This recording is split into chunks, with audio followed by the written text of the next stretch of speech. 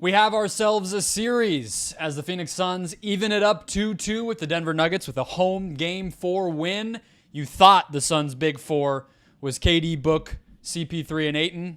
Turns out it was those two guys, Landry Shamet and Matt Ishbia. We'll talk about it on today's episode of Locked On Suns.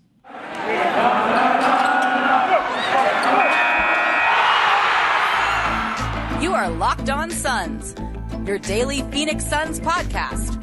Part of the Locked On Podcast Network, your team every day.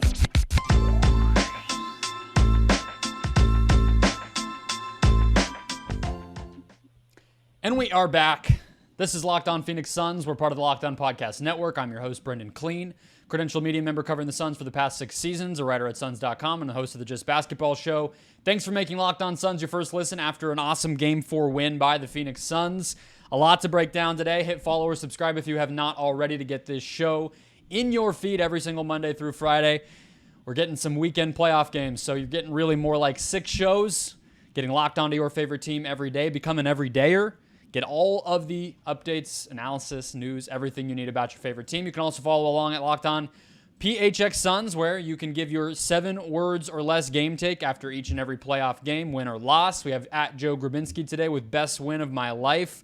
We have the John Toms at the John Toms, Kevin with wow, didn't even take 7 words for him.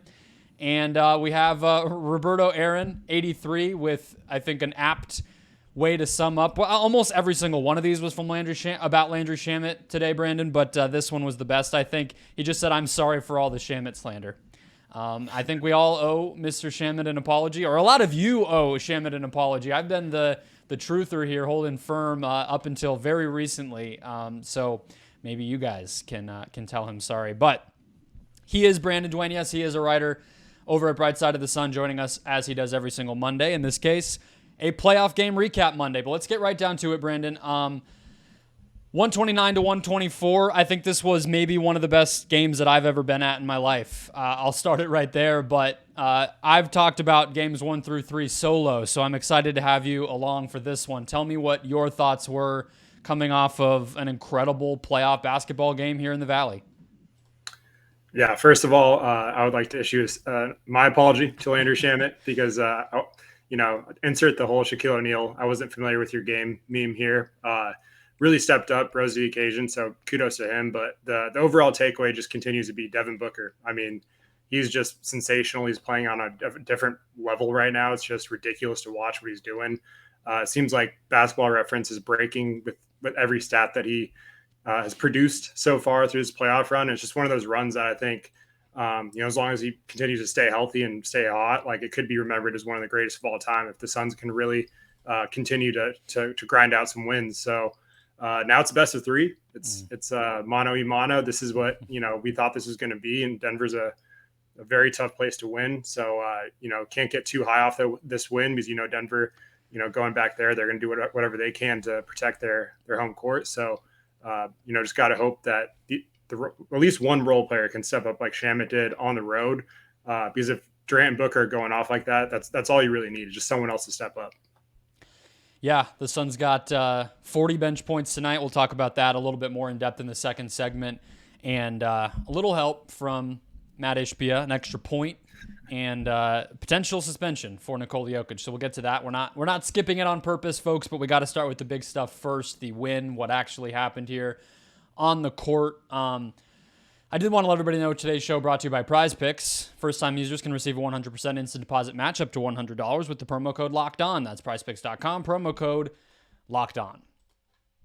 Devin Booker averaging now after 9 playoff games, Brandon, 37 points on 61% shooting, 7.4 assists, and just 3.1 turnovers per game. At some point, you almost just have to put it statistically, even though there's a million words you could use. I saw Jared Dubin tweeted he's touching God. I said he's on in another universe. We're getting to that point where it's like biblical in order to describe what the hell it is that he's doing in these games. Normally in these post-game shows when I go solo, I start out with the moment of the game, as the everydayers listening will know. And in this case, it would have been the end of the third quarter for me, where it's neck and neck all night, very close. DA gets his 4th foul. The Nuggets go up 1 with less than 3 minutes to go in that third quarter. Kevin Durant turns it over a couple times when Aaron Gordon is in there making it hard on him. And then Booker just makes 2 back-to-back pull-up threes with multiple hands in his face, including the second one. I think 4 hands were in his face. 2 guys just completely suffocating him.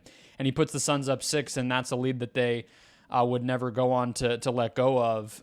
That to me is kind of what jumps out the most. I think just because a lot of this stuff, like, frankly, this dude's been doing it in the playoffs for a while, right? Like, 40 in the finals twice, and closeout game against the Lakers in the first round in 2021. And then, even last year wasn't necessarily his best, but he has that game 2 against the Pelicans when he ends up going out, but is incredible until then. And so it's almost like him stepping up isn't a huge surprise, but it's just like the fact that it feels like there's no ceiling on his game, and that every single night we tune in to watch this dude and it feels like he's ascending another 15 to 20 to 400 steps. Like, it's crazy to watch this. And yeah, you're right to call it historical, because that's what it feels like right now.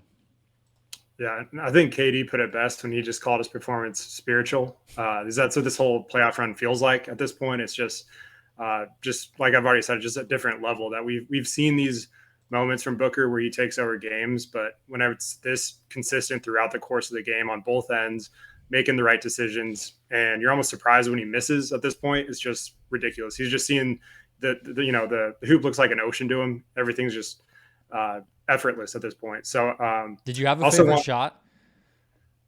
I had a favorite play, and that would be the touchdown pass to Kevin Durant for that last second shot. I thought that was a huge momentum shift. And also shout out to Jock Landale getting that steal before that play. That whole first quarter, I think, and there's consecutive plays to close out the first and second quarter by Durant, the shot, and then him blocking Gordon at the rim to close out the half. Yeah. Those are 2 huge momentum swings, I thought, that really kind of set the tone for the next quarter. So, but yeah, that pass to Durant full court was ridiculous. I mean, he was looking like a quarterback out there, and looked like that classic Duke Christian Laettner type lob shot. So I mean, that was ridiculous. Yeah, it's a great transition. So obviously, Kevin Durant had the same amount of points in Game 4 tonight, 36 on 11 of 19 shooting that he had in Game 3. But I think, to me, this was Durant's best playoff game as a Sun yet. It was a better start for him. He made his first spot up 3.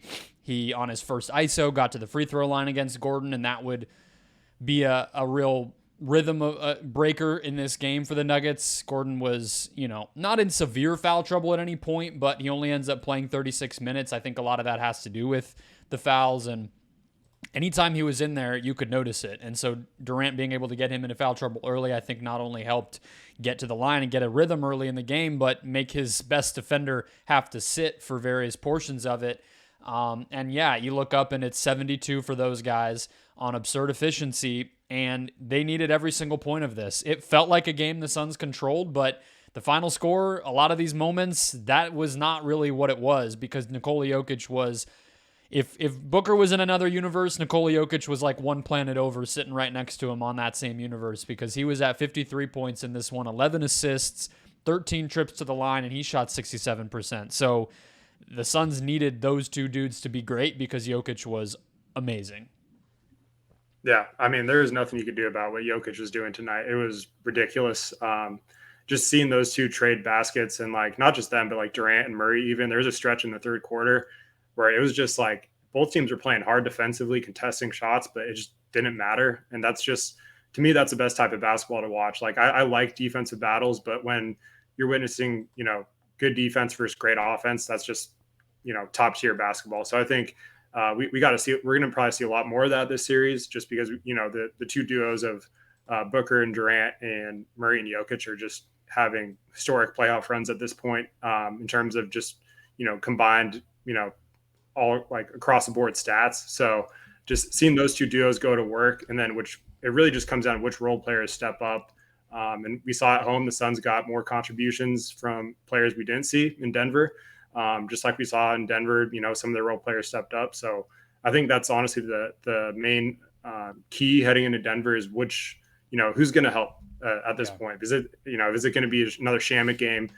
Will campaign step up on the road? I thought, this could be a different topic, but just the whole Chris Paul injury changing the pace of the game. That's another, dynamic that I think kind of helped the Suns offense in general, just playing faster. So there's a lot to dissect from there, but yeah, Denver's offense was ridiculous. And it just took a Booker and Durant masterclass for them to come out with the win. Yeah, let's get to the helpers. Talk about Shamet's 19 points. Talk about Payne as a starter. I didn't really get to much on that after game 3. It's an interesting conversation to have. TJ Warren again closing the game. Defensive play against Jokic late as well as the Suns tried to switch things up. So we'll get into all of that next. First, today's show, guys, brought to you by Prize Picks. You know the deal with Prize Picks. They came in, they fixed daily fantasy sports, and all day, or every day, of the NBA playoffs, all the way through the finals, one Prize Picks user will win a chance of becoming a millionaire. Prize Picks will pick one entry placed after 8 a.m. Eastern Time each day. Whoever placed that entry will then be given an additional 6-pick flex with the following payouts. If you get all 6, a perfect slate, you get $1 million. If you get 5 right, $80,000, 4 right, $16,000. Full details can be found at prizepicks.com/million. All you have to do is put in an entry like you always would, and you automatically are entered for the random selection. You must opt in at that prizepicks.com/million link in order to be eligible. But again, just your normal entry. Once you opt in, all you have to do is play the game like normal, and you could be the lucky winner. Again, prizepicks.com, download the PrizePicks app. Sign up today, play daily fantasy sports the right way. First-time users can receive a 100% instant deposit match up to $100 with the promo code LOCKEDON as well. So when you sign up, go ahead and get that instant deposit match, and then put an entry in on time and get the random selection opportunity to go ahead and win up to $1 million. How does that sound? 100 and then $1 million. Don't forget to enter the promo code LOCKEDON and sign up for that instant deposit match up to $100.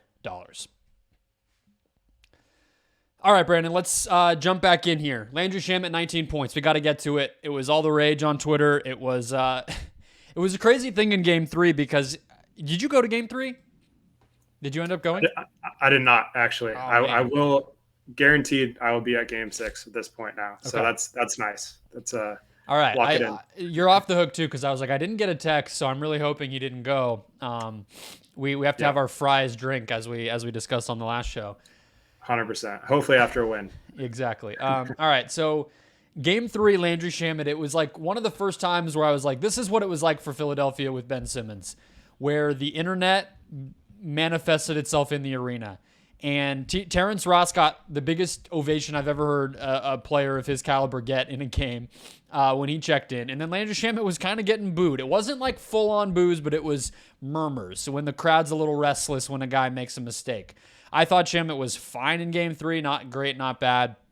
Defensively, I think that's been his biggest impact throughout the series. And then finally tonight, the shot hits to a really high degree. What did you see from Shamet? What did it feel like to finally have this dude have his son's moment after 2 years on this team with not a lot of those? First off, I'm happy for him. No one wants to see someone on your team struggle. That's the main thing. I feel like with him is a lot just like mental with the shot. He's like, he's supposed to be a shooter and he's not hitting these shots and it gets frustrating. But like you said, defensively, he's trying, he's battling. He's not the best defender just due to measurables and his size and everything, but he competes 100%. And, I think seeing that shot drop a couple times really got his confidence up. And he even had a heat check at one point, which I'm all for, because when you have Booker and Durant on the court, you're going to get open looks. So they're going to need him to space the floor. So I really hope this is kind of the turning point and the redemption arc for Landry Shamet. I'm 100% here for it. Anyone that's, questioned Monty for putting him in the rotation, like, I don't think, at the time it was wrong to question it because he really was struggling, but it's at the same time for him to have that confidence and for him to come out and have a breakout game like this is just awesome. So I really hope this is just a sign of things to come because if it is, that really does change the dynamic of the Suns, offense from a floor spacing perspective and just, firepower. Yeah, it's interesting. I just went and looked up the defensive stats when Shamet's been guarding him so far these playoffs. It's nothing spectacular, it's 10 points on 5 field goal attempts, so pretty darn good. But I think the name of the game with Jamal Murray is just to make him uncomfortable, right? It's to fight through the screens, not allow him to get separation, not allow him. They run these post-ups for him a lot, and I just don't feel like, or maybe they don't run them and he chooses to post up when he does have a good mismatch or, wants to kind of take over. I don't think that that's a good recipe. They did it a couple times to start out the fourth quarter, and Shamet made it hard. It slows the game down. It gets them out of rhythm. And like, those are the moments where all you really need to do is push him. And Murray was good in this game. 0 turnovers, shot better than 50% from the field, but I think that's great.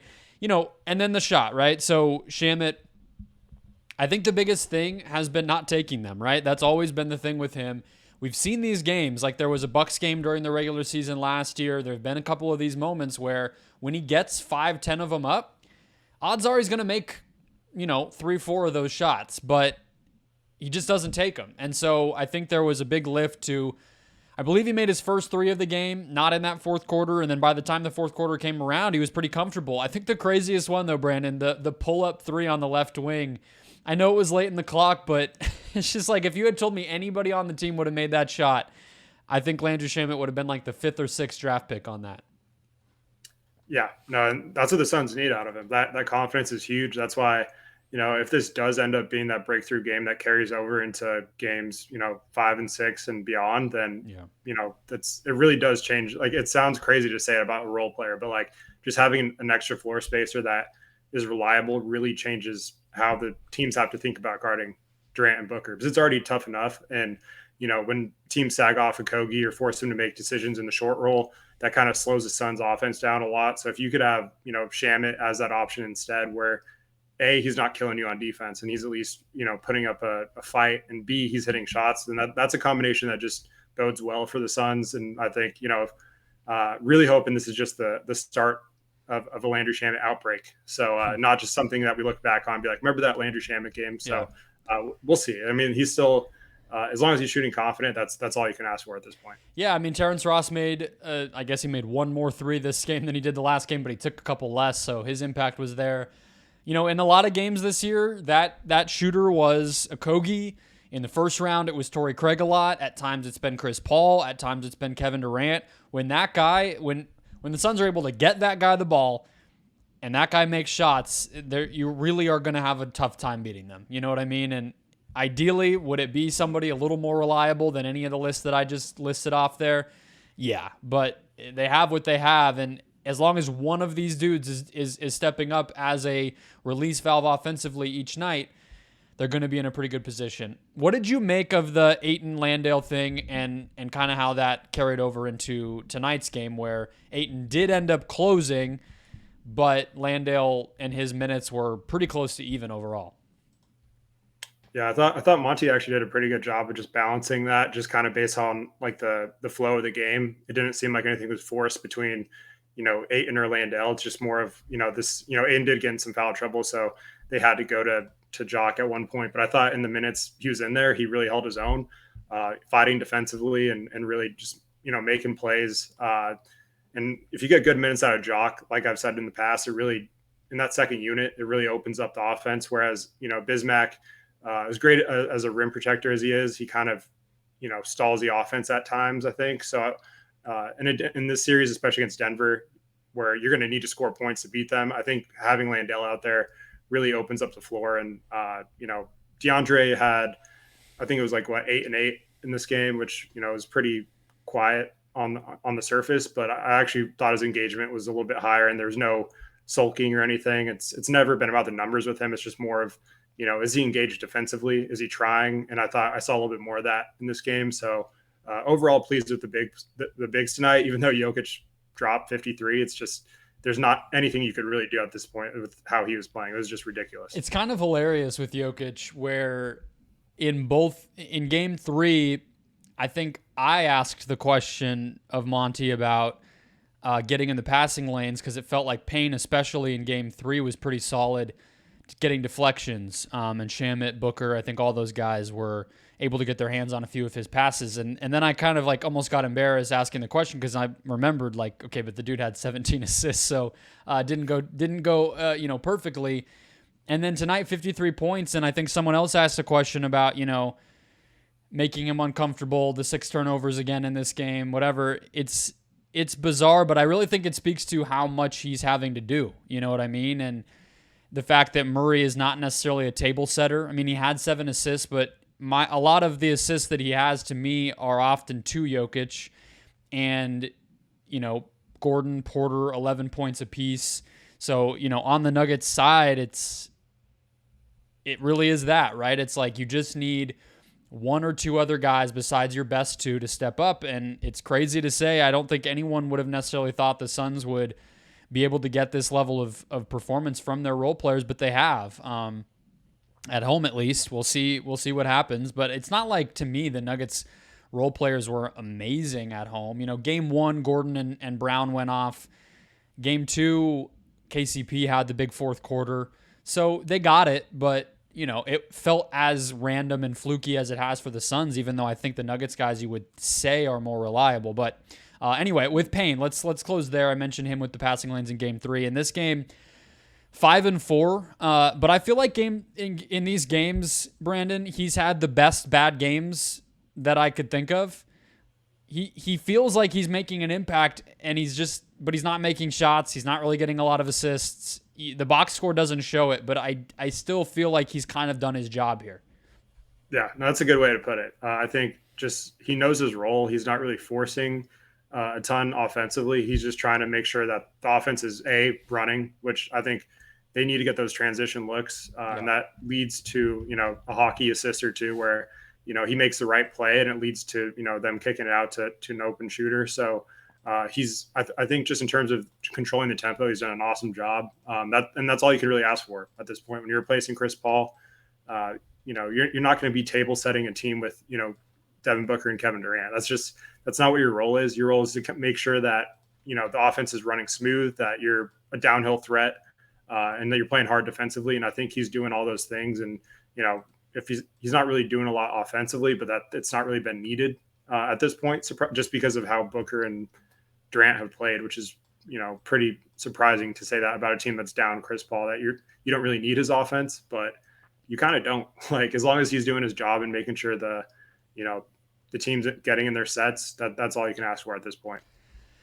Yeah, and I mean, he hasn't really been getting a lot of wide open threes. I think the ones that he has that have been really open, he's hit. It's just he's taken a lot of off the bounce ones and late clock stuff and whatever, and I think that's part of why he's not making his shots. I think, interior stuff, it's always a little bit fluky with him. I'm sure that part of his game is going to be the last thing to round into form, but, if they can survive Denver, then maybe you think he's even better going forward. But to your point on the transition, just from a numbers standpoint here, so the first 2 games, Cleaning the Glass has this thing of how many points do you add to your overall scoring per 100 possessions by running, by getting out in transition. It's a little bit of a weird stat to understand, but the more simple you try to think of it, the better. That's the gist of it. In Game 1, they added 1.5 points. Game 2, they subtracted 3.2 because that was the 97-87 weird one. Game 3, they added 9.1 points to their total by getting in transition, and in this game, 11.2. That's the campaign effect, right? That's where he's making a difference. I don't want to give it all to him because I think Booker's been excellent there. I even think Durant has been pretty selective and smart about running. It's been a way to get himself in rhythm, been a way to get involved even when he's not always handling the ball. So it's everybody, but I think it's definitely better when it's Payne over Chris Paul. Let's close things out. Talk a little bit about this controversy that's a little silly, but also very serious as we look forward to Game 5. Jokic versus Ishbia. We'll talk about it next. First, one more quick break. All right, coming back here, 129-124. Suns win Game 4. Very good environment. Crowd showed up. I'm sure many of you listening were there. Awesome night. Big time stuff. The Suns even the series. Best 2 out of 3. They got to win 1 road game. It's all set up right there. But there's this little subplot on the side that involved the back-to-back MVP from the past 2 seasons and the new owner of the Phoenix Suns getting physical with one another courtside at the old Robert Sarver honorary seats, now the Matt Ishbia, Isaiah Thomas little row here. And Josh Okogie goes flying into the corner. Ball comes with him. Ishbia grabs onto the ball, Jokic wants the ball back, wants to get the, advantage 5-on-4 as Okogie tries to pick himself up off the splayed out position that he was in. Jokic doesn't like that Ishbia is holding onto the ball, shoves him a little bit. I think Isaiah Thomas got railroaded there at one point too. Everyone was checking on him. He's a little older than Matt is, of course. And now we're looking at a potential suspension for Nikola Jokic, I think, Brandon, because if you read what the referee said post-game, it was not silly, and it was deemed to be pretty overt and direct. And really the only reason that he got a tech is because the ref seemed to acknowledge like there was some other stuff going on. This was not Ron Artest by any means, but it's still inexcusable, and the ref did not really mince his words. So what did you make of all of it, and give us your kind of initial thoughts here as we look down a potential, best player on the opposing team in their home game 5 not available? Yeah, so the first thing I just want to say, just to point out, is objectively, the whole thing was just hilarious. Like, if we just put aside the whole potential suspension, series shifting thing, like, that moment was just, I was cracking up at that. I mean, that was just pure comedy. Matt Ishbia sold it. You can tell he was a walk-on, right? Like, he knows exactly. He knows what his value is out there. He's not gonna, run away from Jokic. He's not gonna overpower him, but he can flop. Exactly. No, he sold it. I thought he did a great job. He was, set and everything.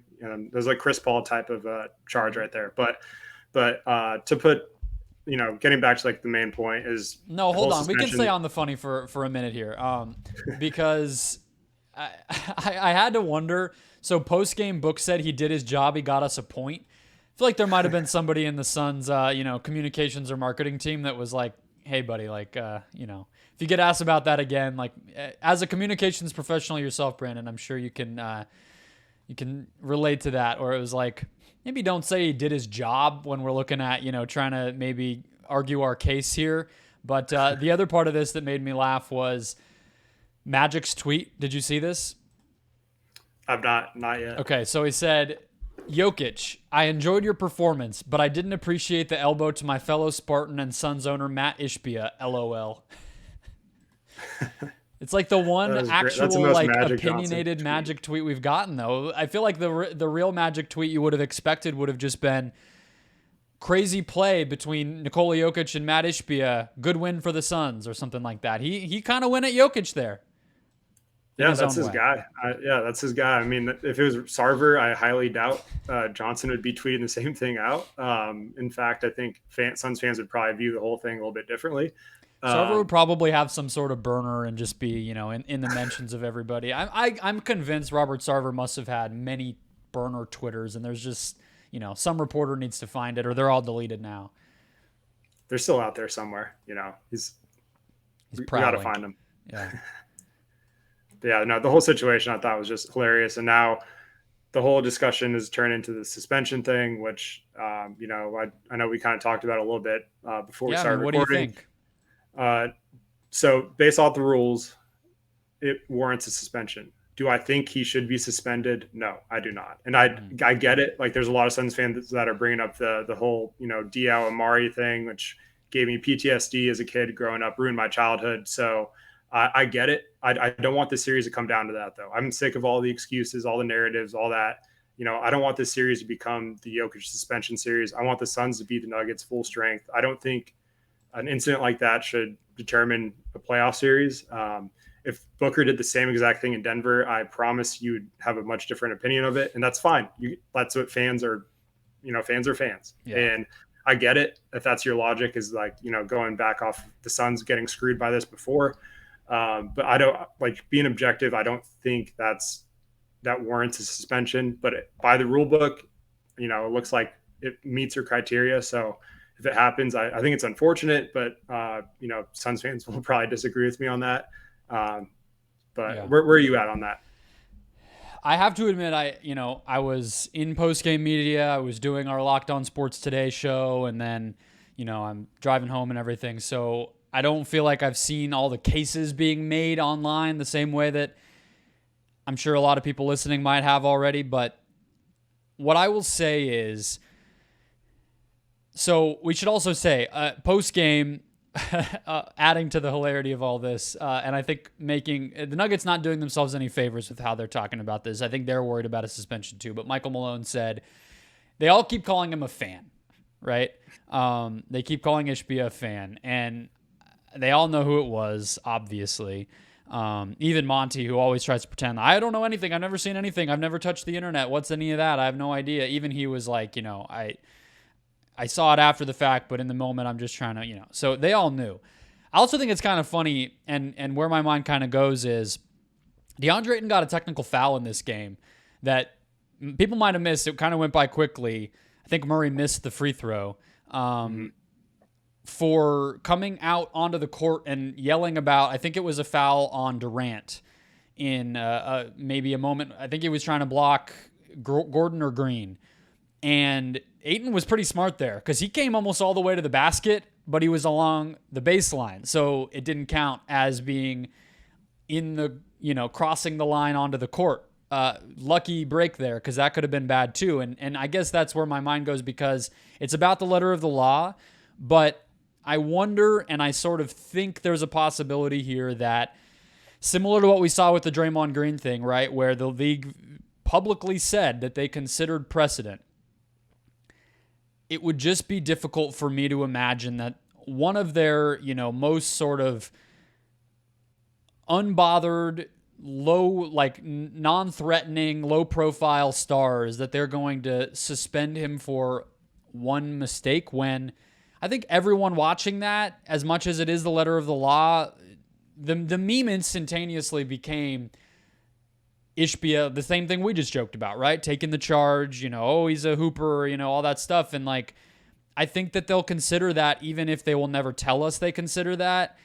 And I guess that would be the case for why you don't suspend him. But at the same time, Suns fans, I'm sure, are also thinking back to 2021 when the dude lost his temper and hit campaign, right? And got ejected. And so I don't know. I really don't know. I really think it could go either way. I know that was a long-winded answer, but that's kind of everything on my head about it. And I think to conclude my monologue here, I'll just say I do think it would be a huge bummer. And I'm pretty sick of the Suns series getting decided by things like this, frankly. I was pretty excited heading into this series to finally have one where it was everybody healthy and it was just basketball and nothing else to talk about. And the best player missing game 5 and the Suns potentially winning that and then having a chance to close it out at home in game 6. As exciting as that would all be, none of us are going to get too sad about the potential to advance around. It's also just again, True. Yeah, just let Booker shove Denver's owner and just call it even. Let's just, slap hands, get back to game 5. Let's go. Denver's owner is Stan Kroenke, right?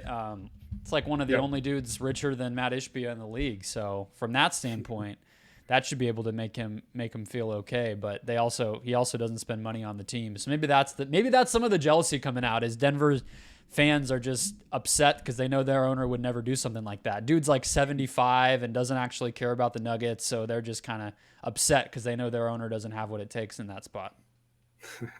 Did I do it well enough? Am I making the fandom hatred come alive here? Am I doing my part, Brandon? Probably. I mean, there's a little bit of balance in your answer, so it wasn't too strong-sided on one. Well, I'm not going to end. yell at a 75-year-old, Even Matt Ishbia on the Simmons pod, he was bad-mouthing Dan Gilbert, and then he remembered Dan Gilbert had a stroke 6 months ago, so he had to be oh, crap, I hope he's doing well health-wise, but I hate him. So, look, I'm doing my part. We're getting another ownership rivalry here. But, yeah, I mean, I think that's where we are. We'll see. We'll have more of an update on Monday, if nothing else, and Game 6 or Game 5 is Tuesday, so not a long turnaround here at all. What else is on your mind heading into Game 5? Why do I keep getting mixed up? Game 5, as far as what we saw tonight, what could continue, what might not continue, what you're kind of watching for. I think just going back to the role players, who's going to step up. I feel like Booker and Durant, we know what we're going to get at this point from them, which is we're kind of spoiled to say that.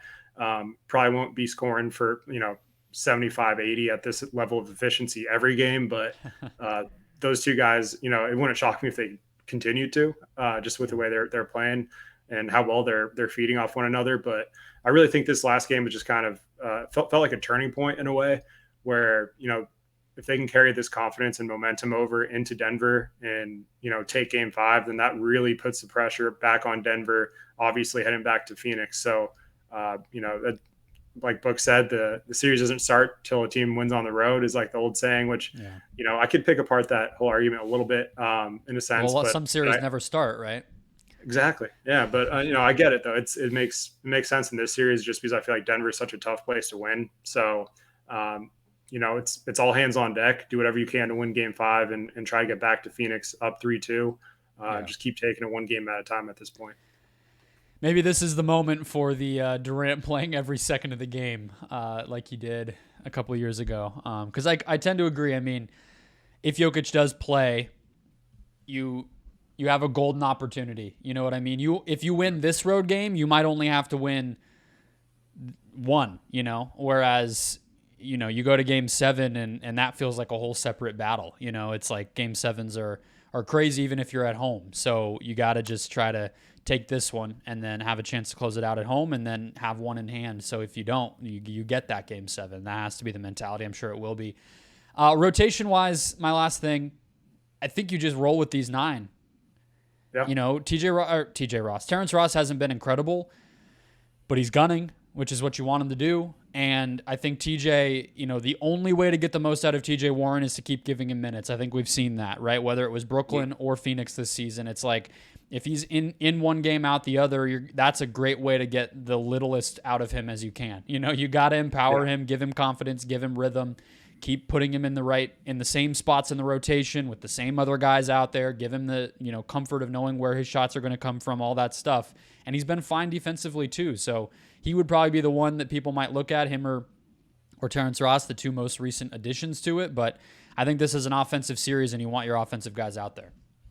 Yeah. And shout out to Warren for hitting those clutch free throws. Like, it's just great to see him, contributing to a Suns playoff win, considering like where he was on this team, like his first go around with the Suns. So just a real full circle moment to see him and Booker there. I don't know, just brought back like, the memories of Alex Len in the glory days of the Phoenix Suns. But I love too.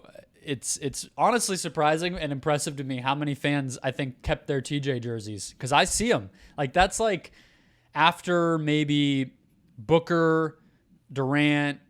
There's not a lot of Chris Paul jerseys. It's like Booker, Durant, Ayton, and Bridges are kind of like the 4. And I would say TJ is like right up there. There's at least 1 or 2 in every section. I think people just hung on to them and, save some money. Yeah, now. Nash has to be up there too. I feel like Nash is like the Fitzgerald, where it's like you could wear that forever. And it's just, Exactly. We'll have to have a conversation sometime soon on the pod. Maybe we'll save it so we don't jinx anything. But revisit the fan favorite conversation we had heading in, because it's come to mind a few times of like who's going to be that guy. Maybe it's Landry Shamet after this. Maybe Matt Ishbia custom jerseys. We'll see. You can read Brandon at Bright Side of the Sun. He's here every week co-hosting this show. Everydayers, I'll be back tomorrow. Probably some Jokic news to talk about and a deep dive on what we can expect in Game 5 in Denver. Hit follow or subscribe to get that show in your feed, as well as a recap of Game 5 first thing Tuesday night. And I'll talk to you guys then.